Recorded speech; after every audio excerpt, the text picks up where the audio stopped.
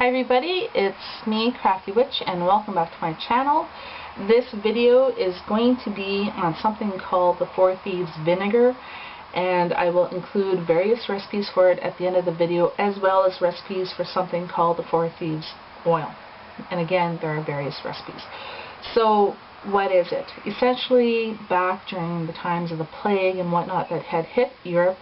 So anyway, the Thieves Vinegar, there are various recipes for it, and a lot of sources out there will claim to have the original recipe. And if you compare all these so-called original recipes, they do have common denominators within them for ingredients, but they do differ from each other.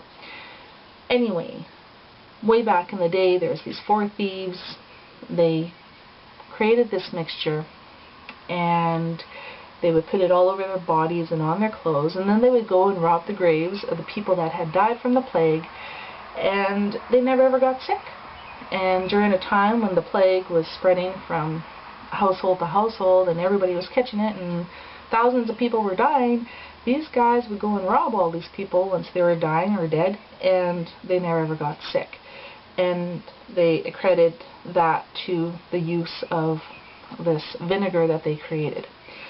So, I will include, like I said, different recipes for it. If you are pregnant or nursing, there's a lot of herbs and plant materials that you should stay away from. One of them being mugwort. And, you know, just do your research. If you're pregnant or if you're nursing, you're expecting or whatever, the onus is on you to take responsibility for knowing what kind of effects different plant materials can have on you or your baby. So, do your homework, do your research. I will include recipes that do include mugwort, as well as recipes that don't. And some of the recipes were created with the idea that people could perhaps add a spoonful to a cup of water and use that almost like a preventative type measure during cold and flu season. And some of the vinegars were not created with the intention of being ingested by the human body. So do your research, okay? What a lot of people do is when they make the vinegar, then they will cut it with water. So they might use half a cup of the vinegar and then half a cup of water, and then they mix it all together, and they'll use that as a disinfectant spray in their kitchens, bathrooms, wherever. They might use it as almost like a hand wash, so that they neutralize any kind of germs or whatever. It's a great antibacterial and antiviral concoction. And like I said, a lot of the ingredients do vary, but there are common denominators within the recipes itself. The same goes for the Four Thieves oil. There will be all different types of essential oils that are mixed together inside of a carrier oil and used pretty much the same way the vinegar is. One word of advice for both the vinegar and the oil: don't use it on an open sore or any kind of open wound. You can use it perhaps as a rub on the skin.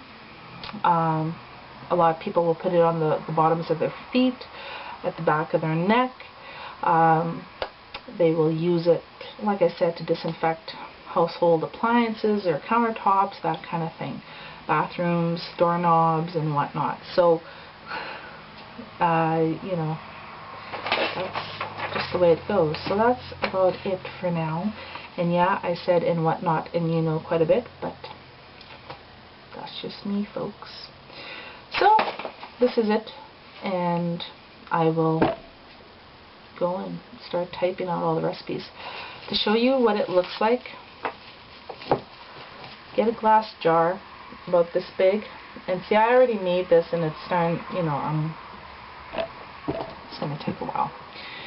So what I've done for a jar this size that fits maybe cup and a half of fluid, I added, for this particular recipe, 2 tablespoons of lavender, 2 tablespoons of rosemary, 2 tablespoons of thyme, 2 tablespoons of sage, 2 tablespoons of peppermint, 2 tablespoons of cloves, as in the spice cloves.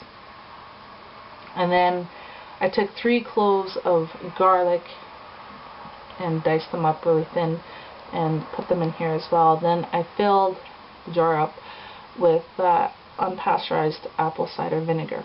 So, and that's what it looks like. And you can let it sit in a cool, dark place for 4 to 6 weeks. And it'll give it a good shake.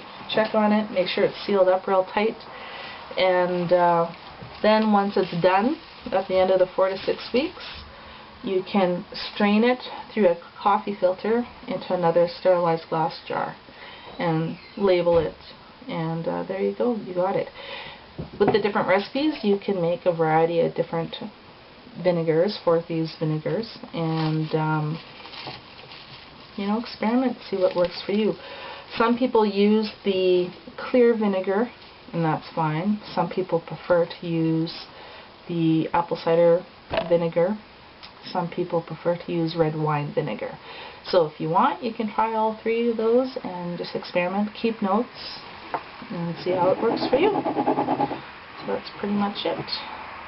So, yeah. Okay, so that's it for now. I'll see you guys in a bit. I'll go and type up the recipes, and we'll see you guys soon. Ciao.